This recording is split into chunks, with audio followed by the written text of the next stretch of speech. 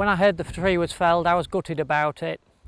I won't say what I thought, but I just couldn't believe that it happened. I think I was just devastated, probably like everybody else who lives in the north of England and anybody else who's got anything that means something to them at Sycamore Gap. Sure, it's a lovely walk around here as you walk past the Roman wall and you come down from the Roman wall.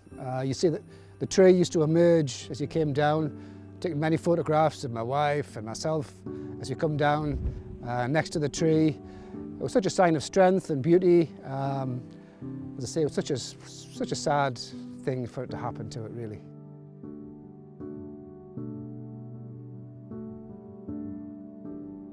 Almost a year ago, behind me here at Sycamore Gap, the tree that used to stand here that gave it its name stood, and it was illegally felled in an act of vandalism.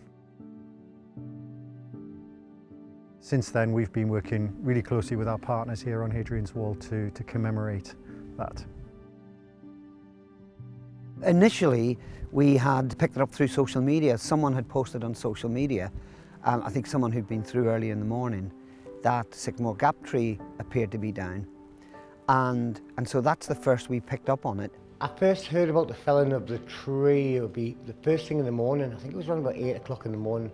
I got a message off one of the staff who came in for a breakfast shift and sent us a photograph saying that the tree had blown over. And then shortly afterwards, I mean, when you zoomed in on the picture, you could see that it had been cut. Shortly afterwards, we discovered that it had been cut down, and it was devastating.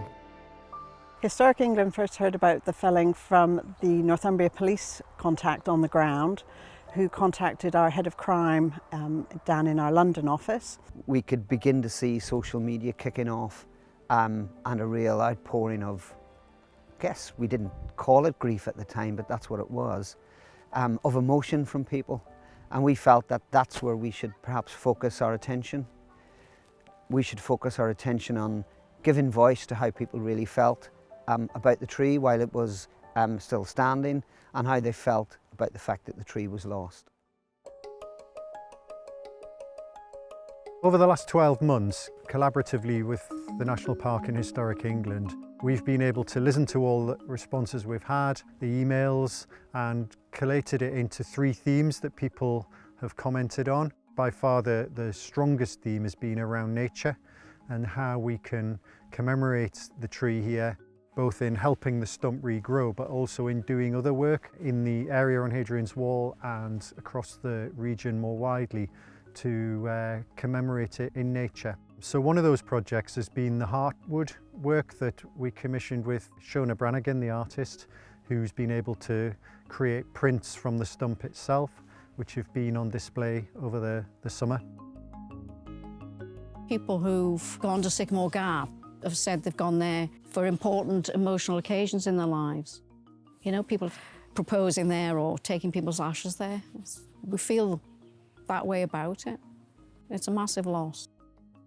When it first came down, I didn't have any feelings about printing it. It felt too sad, but then quite a few people were talking about it and a few people got in touch with me that I didn't know and said, why don't you print it? I mean, I think it's great that lots of different things are going to happen to the wood, but I suppose what I'm doing is I'm printing the actual tree, and it's about the tree. When I pulled the whole thing off and saw it, it's got this wonderful outline. It's actually a big heart shape, which has its own power.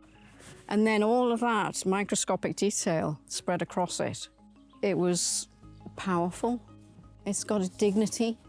You're looking at the shapes of life.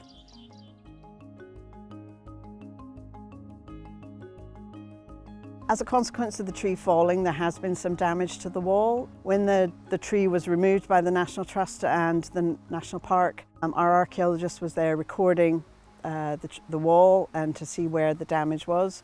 Thankfully, the tree mostly landed on its crown, and when it landed on the wall, there was a small bit of spalling and some cracking to some of the stonework. The National Trust applied for scheduled monument consent to undertake the repairs that were necessary as a consequence of the damage. It involved some grouting being placed into hairline cracks and fissures, and that work has been successful.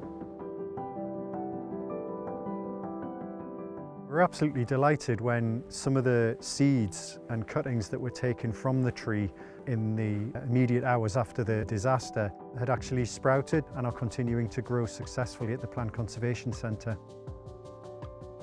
A year on, we've got the really good news that the tree is beginning to show signs of life and to regenerate from its roots. We set up a Just Giving page just to help to raise some money for the Sycamore Gap area and the surrounding area as well, which we hit our target. I think we hit our target in about 4 weeks, which was £10,000, which will be great. So that'll go to the park and they can do whatever they like for it. We gifted a 2-metre chunk of the main stem of the tree to Northumberland National Park as a piece of greenwood. Actually, it's not been seasoned, with a view to them commissioning some artwork to go on display at the sill. And that's going to form, I believe, the centre point of a refreshed exhibition here at the Sill National Landscape Centre. And what a fitting way for us to retain a key part of the tree intact, but also to keep that legacy of the tree going. And I think a really important thing for me is that the public can engage with the tree on their terms, as they always have. Perhaps not how any of us would have wanted it to be, but I think we're doing the best we can.